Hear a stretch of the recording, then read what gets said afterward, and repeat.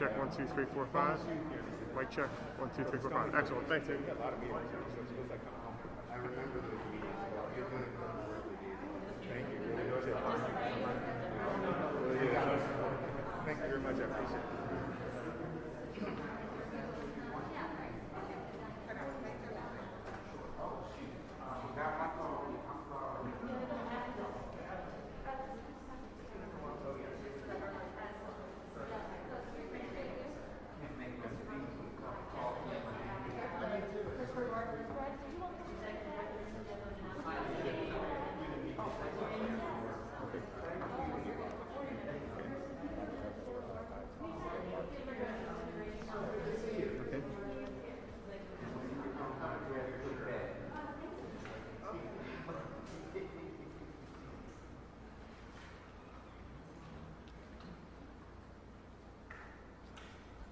Good morning, everybody. My name is Bob Liston-B. I'm one of 2 first assistants for District Attorney Larry Krasner. I'm here today to continue our practice of having weekly community press conferences. Our goal here is to provide the community on a weekly basis with updates about gun crimes and highlight policies and people at the District Attorney's Office who are working to prioritize justice and public safety. Today, I'd like to acknowledge certain folks who are here with us. We have with us Assistant District Attorney Chesley Lightsey, who is Chief of the Homicide Non-Fatal Shooting Unit. Assistant District Attorney Caleb Arno, who is our District Attorney Office Immigration Counsel, who prefers to use the pronoun they. Kelly Burkhart, DAO LGBTQ+ Liaison and Victim Witness Coordinator. We have Crystal Davis, who is the sister of Michelle Tamika Washington. We also have the family of and advocates for standing with the family of Dominique Remy Fells. In addition, we have the Reverend Andrea Harrington, Associate Minister, Whosoever Ministries, and Christopher Bartlett, Executive Director of the William Way LGBT Community Center. We thank him for that. And finally, we have a person who's going to be joining us, but not here at just this moment, Micah Thomas, Operations Manager of Galay, who uses and prefers the pronoun they. Before we get started with the specific cases that we're referencing this morning, I'd like to give you a gun crimes update on activities that have occurred between July 17, 21 and July 23rd of this month. We'd like to acknowledge that there have been, to date, 315 homicides. This date last year, there were 241. In other words, there's been an increase of 31%. Between July 17th and July 23rd, there were 8 homicides and 37 non-fatal shootings. Also during this time, July 17th to July 23rd, there were 190 gun or gun violence incidents. 86 arrests were made by law enforcement, which adds to a total of 83 cases. I'd like to acknowledge also our continuing effort to end cash bail. DA has made it clear that our goal is that those folks who are engaged in violence on the streets of the city and county of Philadelphia should be held without bail. Others who are charged with minor offenses should be released. However, that's not the policy. We won't get that policy implemented until we have the full cooperation and collaboration of all justice partners. We've worked effectively with the legislature on this issue. At the present time, you should know that the median bail set for illegal possession of guns during this past week was $100,000. At the same time, the median bail set for violent offenses with guns was $150,000. I'd like to highlight 2 cases that occurred this weekend that indicate the kind of violence that's occurring on our streets. First of all, on Sunday, July 25th, at approximately 11:30 a.m., an 18-year-old white male was shot 1 time in the head, 1 time in the right arm, and 1 time in the left hand at the Schizler Recreation Center's basketball court in the 26th Police District. He was transported by medics to Temple Hospital and placed in critical condition. This remains an active investigation and no arrest has been made by the Philadelphia Police Department. Anyone with information related to this incident should contact Philadelphia Police Department East Detectives Division at 215-686-3244. Several hours later, at approximately 3 a.m. on Monday morning, there was a triple shooting on the 1700 block or 1700 block of North 16th Street in the 22nd Police District. An approximately 28-year-old black male was shot one time in the left arm. An approximately 18-year-old black female was shot one time in the head. An approximately 20-year-old black male was shot one time in the chest. The victims were transported to Temple Hospital, where the black female was pronounced. This remains an active investigation, and no arrests have been made by the Philadelphia Police Department at this time. Anyone with information related to this incident should contact Philadelphia Police Department's Homicide Unit at 215-686-3334. At this point in time, I want to be clear about the District Attorney's posture and the posture of this office towards people who are engaged in gun violence. Let me be very clear. If you self-identify with groups committing violent acts, such as the Pit Boys, North Side, South Side, Hilltop, P&B, Brickyard, and other such groups, or if you senselessly pick up a gun and shoot men, women, babies, or families, you will be prosecuted to the fullest extent of the law. I want to be clear about that. We have also, I want to be clear that there are victims, families, and community members who are impacted by gun violence. They come in contact with our Victim Services Unit and our CARES Unit.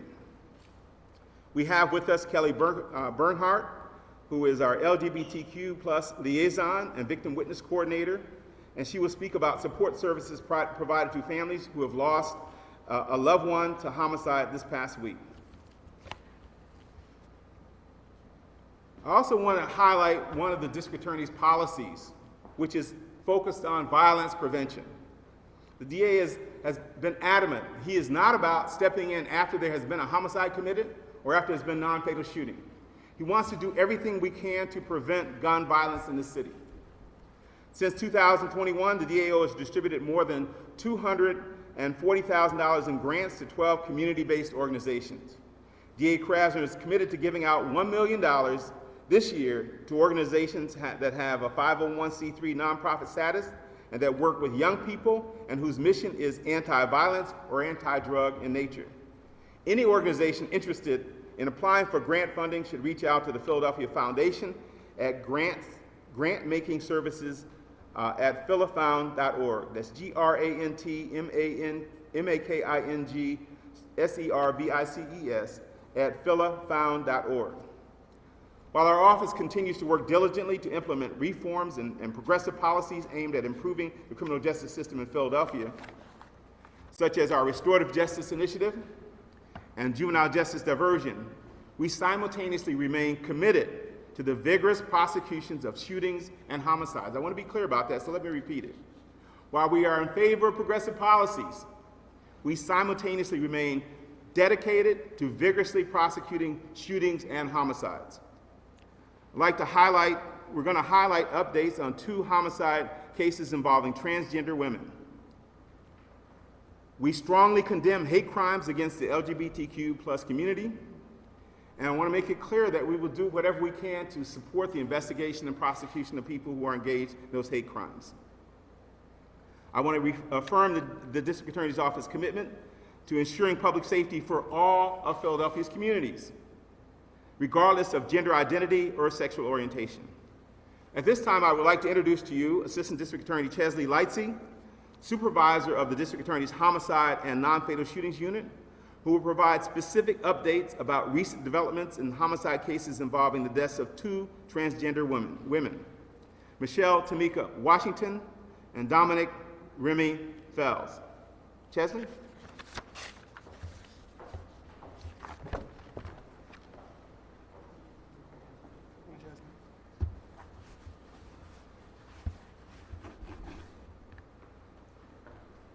Good morning. I want to take this opportunity to update you on 2 cases that moved through our system last week involving 2 transgender women, separate cases. I'll first speak about a murder that happened on May 20th of 2019. On that date, at approximately 5 o'clock in the morning in the area of 3400 North 11th Street. Michelle Tamika Washington was gunned down by Troy Bailey. I want to be clear, we did not prosecute this as if it were a hate crime. This actually was two folks who were there together, and we do not believe that Ms. Washington was killed because she was a transgender woman. However, we did take this case obviously very seriously. She was shot 4 times. The case was prosecuted by ADA Jeff Hanowski, who's in the room today. That case went to trial as a bench trial. The defendant was convicted of third-degree murder and related charges. He was sentenced, Troy Bailey was sentenced last week for the murder of Ms. Washington to 25 to 50 years of state incarceration. Also last week, there was a preliminary hearing held in the murder of Dominique Remy Fells. I want to acknowledge that here in the room with me today are Dominique's mother, her baby sister, her cousin, as well as her uncle. There are countless other family members who would be here if we had room in the building to hold them. And I should have also acknowledged, and I didn't, is that Michelle's sister is also here in the room today. So in the preliminary hearing last week, the Commonwealth presented evidence that included DNA evidence against the murderer Akhenaten Jones, who is charged with the murder of Dominique Remy Fells. Mr. Jones was a fugitive from justice for quite some time, which is why the preliminary hearing has just gone forward. Ms. Fells was actually killed back in June of 2020.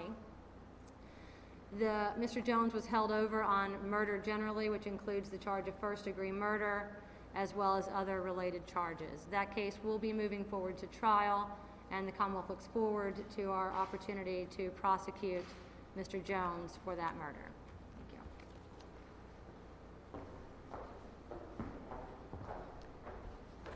Thanks very much, Chesley. I want to speak briefly about the District Attorney's commitment to working with community members and stakeholders. Okay, I'm sorry. Before I begin, I apologize. Kelly Bernhardt. Kelly, would you step up, please? Kelly's going to discuss the role of her role as a victim witness coordinator and her role as a liaison with the LGBTQ+ community. So.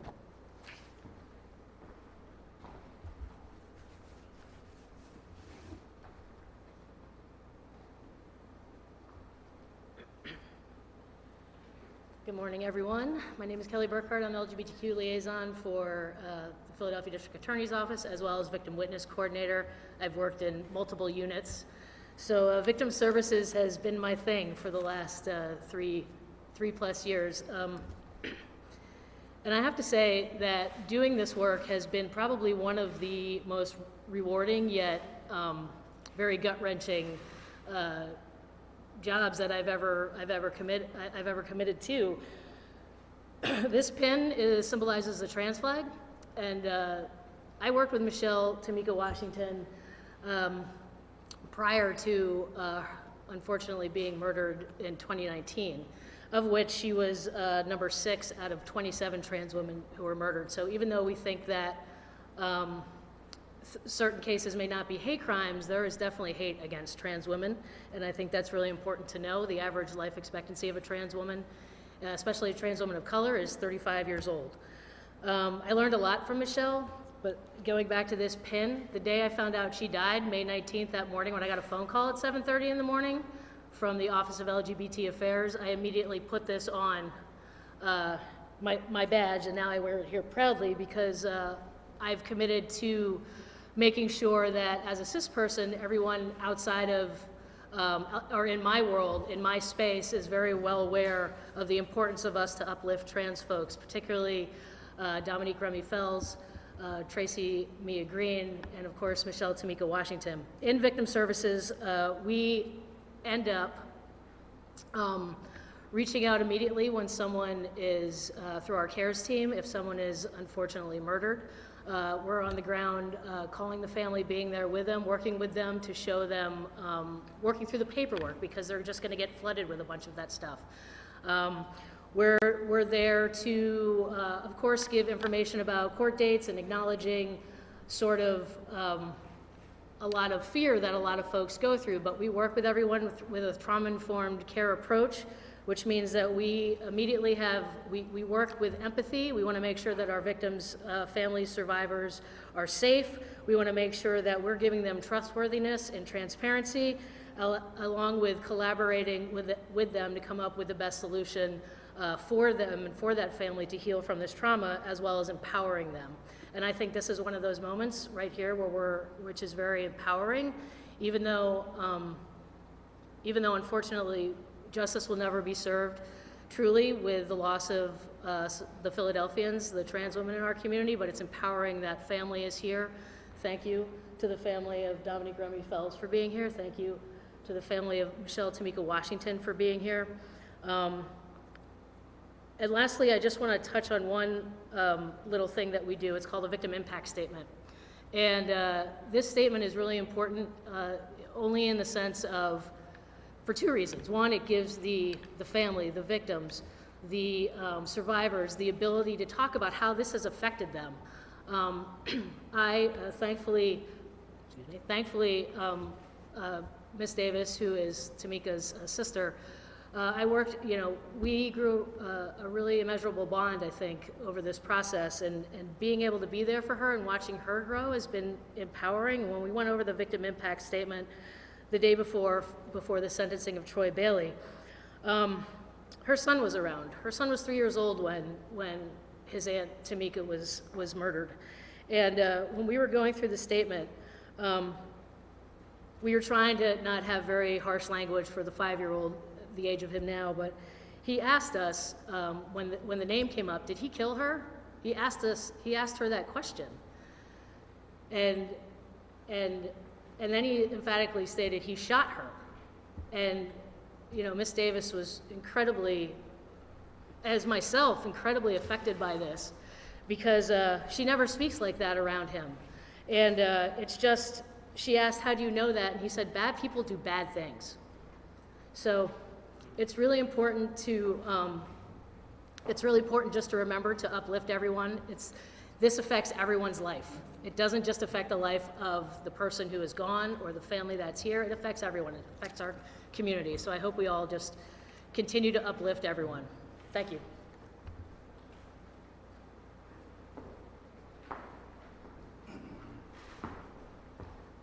Thank you very much, Kelly. As you can see, these tragic events have truly impacted both people on our staff and people who are here from the family, but also to my left we have advocates and friends who have come out in support of these two women. So this is a very impactful kind of circumstance. We remain committed to working closely with community members and stakeholders. We try and make space for social influencers and credible messengers to advocate on behalf of marginalized communities. At this point in time, I'd like to introduce for remarks 3 people.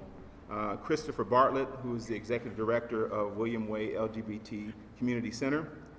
Micah Thomas, if Micah has arrived, or he has not arrived. Okay, so the Reverend Andrea Harrington, Associate Minister of Whatsoever Ministry. So each will be up for remarks, and Reverend Andrea Harrington will follow Mr. Bartlett's remarks without me stepping in for further introductions. Okay, thank you.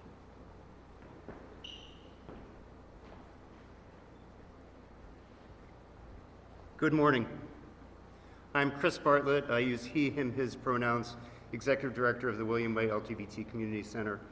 I wanted to take a moment to acknowledge the friends, family, and all the advocates who've given so much love and support to Dominique Fells and to the family of Michelle Tamika Washington, and to let you know that the William Way Community Center stands ready to support you in any way that you might need or ask. This has been a really challenging 2 years, going through COVID and facing so much violence in our communities. And as somebody who's done work in this community for over 30 years and seen so many violent cases and the need that we have to do advocacy and hard work, I have a special gratitude to the men and women and others who are here today to support that work. The center has really been focusing through our Trans Resource Center and our peer counseling programs and our Trans Way support in focusing on the joyous, loving, supportive lives of trans people.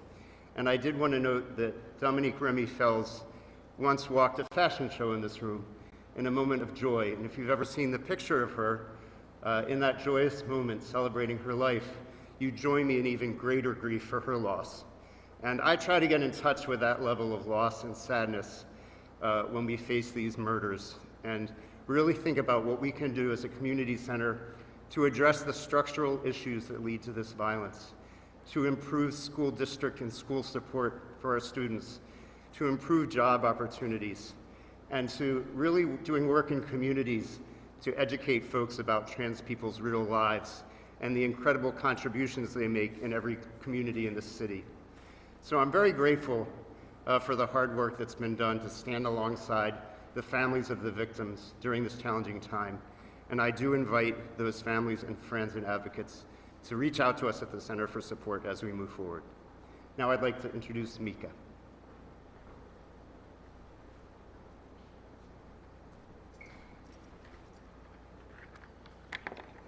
Good morning to everyone. My name is Reverend Andrea Lamore Harrington. I am an associate minister at Whosoever Ministries here in Philadelphia, and I work for the Philadelphia Health Department. I stand here as a reverend. I stand here as a proud Black Mexican trans woman, but I stand here perplexed. Why? Because in this day and time, 2021, it seems as if it is hunting season for trans women. It seems as though there is something against the very lives and breath of trans women, just living their lives, getting up in the morning, having to overcome obstacles just to get out of bed, to know that everything they do during the day will be judged, shunned upon, looked at as awkward, and all of that with no love to come behind it. And to come behind that, murder, abuse. I'm standing here as a mother, as a parent, and I'm asking all of my community members, all of my brothers and sisters, regardless of your stature in life, regardless of your place financially, regardless of the color of your skin, I'm asking for us to remember love. My Father, God above, in His word, He said that He loved the world so much He sent His only begotten Son, so that whosoever believes on Him shall not perish, but have everlasting life. That whosoever includes trans women. When I wake up in the morning, my only intention is to love everyone that I come in contact with and to do my very best for that day. I ask all of you, join me in doing the same. If we show more love, we get more love. And obviously, it will be shown throughout the world with less violence. Love and respect cost nothing. Thank you so much.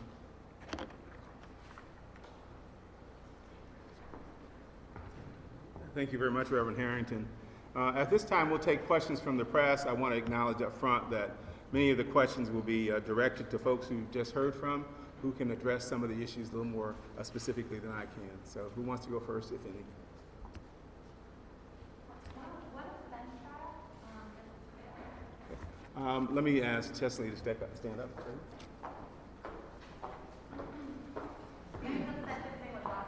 Yes.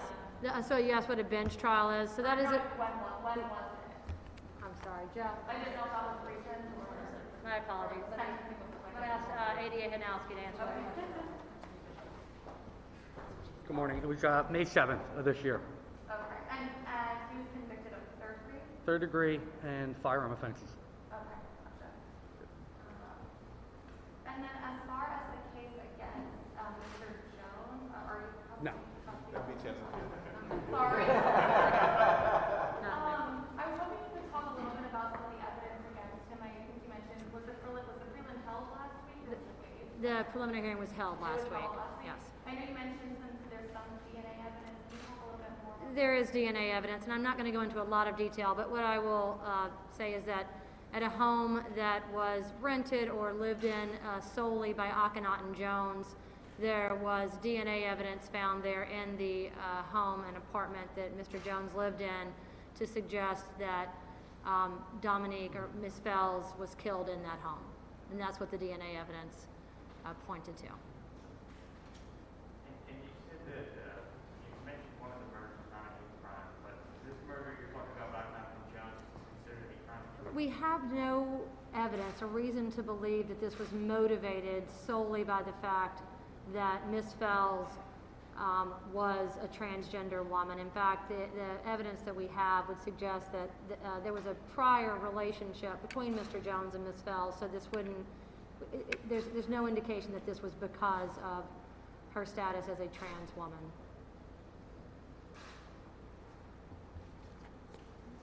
Any other questions for Ms. Lightsey while she's still here? She may have to come back. Other questions? Can I ask a question in a separate case? I'm sure I'm going to have to come back, I'm not quite sure. The stuff with hat stakes. Why don't you just, Jasmine? Yes. Thank you.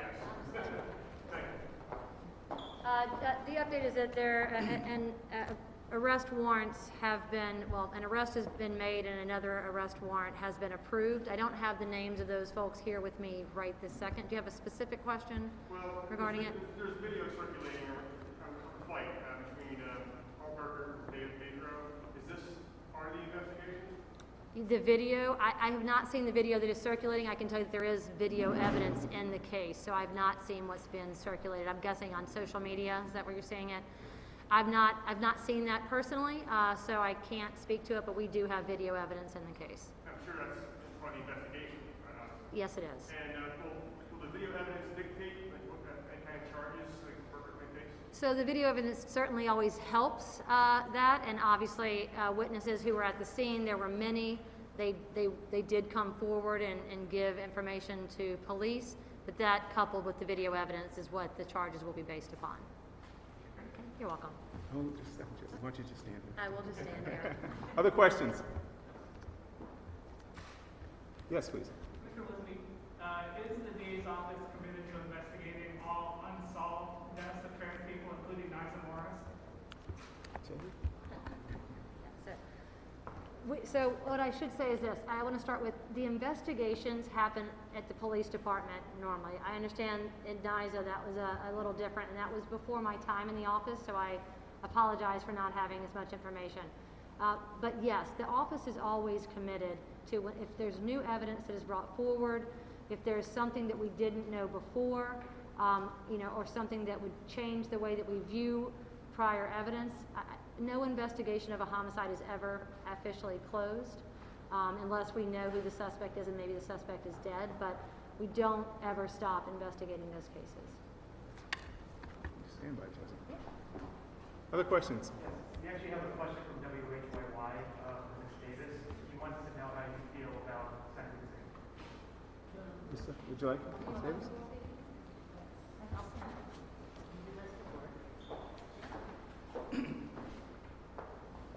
So, just let them know what are your thoughts about the sentencing.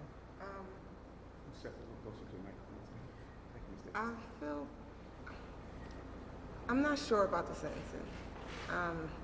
I thought I was going to get there and feel relieved, but I didn't. And he wasn't remorseful at all. And I think that just brought all of the hurt and pain back for me, for my family, my children. He didn't care. He didn't care who he killed that night. He didn't care about how it affected us, my family, the LGBTQ plus community. He just didn't care. And for that, I don't think I'll ever be able to forgive him, forever be able to say, like, I can start to forgive him because my pain is every day. Every day I can't call her and talk to her, I'm hurting on the inside. She was my rock. And I don't have that. He took that away for something that was so stupid. And I could never forgive him for that. I feel for his children, because they have to grow up without a father. But my sister never got a chance to have any kids. So I only have but so much sympathy for them. That's it. Any other questions for Ms. Davis before she leaves the podium? Ms. Davis, could you tell us about your sister, how she was, can you describe it? What do you remember of her? She was full of life, like anybody else. I mean, she loved her family. She loved her nieces and nephews, her sisters. She loved being an advocate for the LGBT community, speaking out, traveling. She was just full of life. Like, her life was just cut way too short. She had so much more work here to do. And since her death, like, I've vowed to try to continue her work. Continue to make sure she does not get forgotten about. For people like Dominique to never get forgotten about, because they're who we're here for. They're the ones out there on the front line every day, and I hope that they will never, ever, ever be forgotten about, because it's hard for us. Any other questions for her? Thank you. We'll take one more question, then we're going to probably bring this to an end. Yes, ma'am. I have a question about the earlier wrap-up about the shootings over the weekend. Yes. Mm-hmm. What is being done to make people feel safe again and close these cases that you mentioned that are currently open? Well, we work very closely with the Philadelphia Police Department. Any evidence that comes in, we work, tirelessly with them. We also, once these cases are brought in and go through preliminary hearing, we have put our very best lawyers focused on handling the preliminary hearings, and we've had a really high success rate in terms of the preliminary hearings for homicide cases going back to when the courts opened up last year in September. So again, we're vigorously and aggressively prosecuting these cases. Chesley and her team have been working diligently on them. And we will continue to do that. The courts have gone forward and set up an additional gun court, and we've assigned our most experienced attorneys to that gun court. That is going forward in a rapid pace. They've doubled the number of cases going in there over the last couple of weeks. So again, whatever we can do as prosecutors, we will do. We have law enforcement working with us. Detectives from the Philadelphia Police Department are on our staff working with us diligently as well. So sometimes we work in parallel in terms of the investigations. But again, we are determined to do everything we can.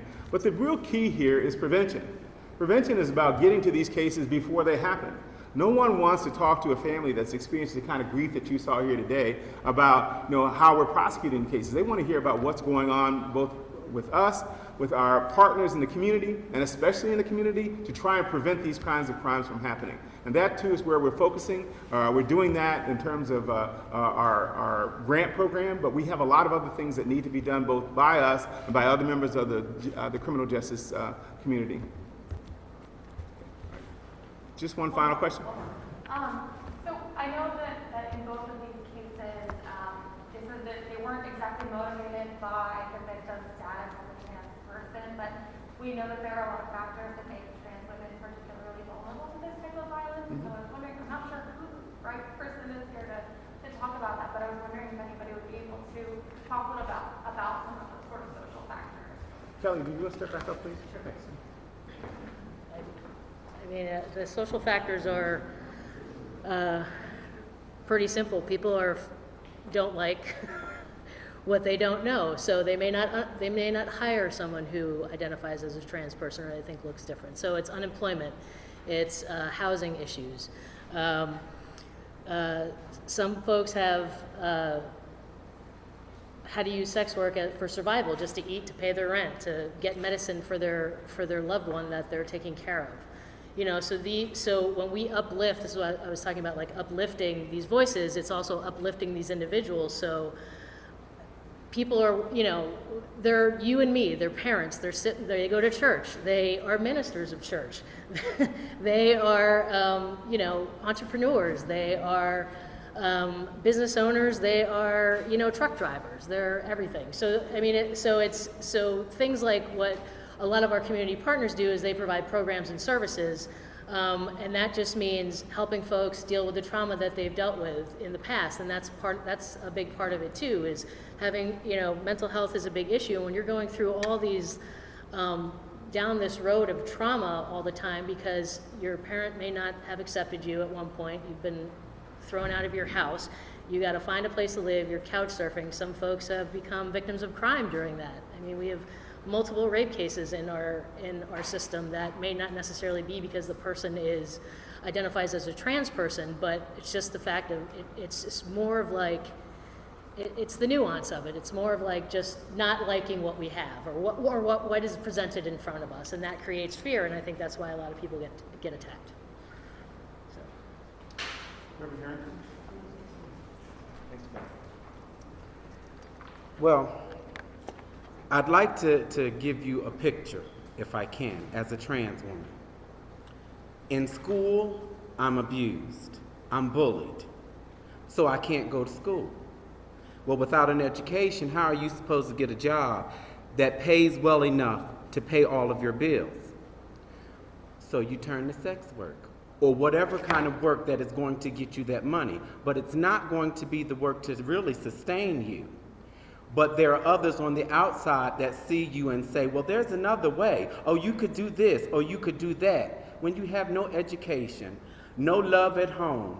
Matter of fact, because you're trans, you may not have a home. How about if you don't have enough to eat in your belly, you don't have enough money to buy clothing to go to a job interview, which means there are so many things set against you before you even get out of the bed. If you have a bed, by the time you get out of bed, the first thing you're going to hear is no. Why? Just because you're trans. So it's not easy for a trans woman to get up in the morning and just say, I'm going to live my life, because the world won't allow you to live your life in peace. And that is why we have such murder. That is why we have such abuse. That's why we have such negligence. It's not the fact that trans women are not trying. It's just that we don't have as many opportunities on a daily as the actual regular person. Thank you. Thank you, Kelly and Reverend Harrington. I just want to add one word. I first met large numbers of trans women here at the Williams Way as a Stoneleaf Fellow. My job was to help homeless youth here in the city and county of Philadelphia. And one thing I can say is there are a lot of homeless youth here in our city. And if you could reach out to them here at Williams Way, or at the Attic, at our other facilities around here, you can help them by helping them get jobs, by helping them have other educational opportunities, by helping them with identification and other kinds of key things that they need to make progress. They are couch surfing. They are finding it difficult to have places to stay. They are being rejected by their parents. We, those of us who are here, can give them love and give them assistance to try and help them find their way. Thank you very much for joining us here today. That's the end of our press conference.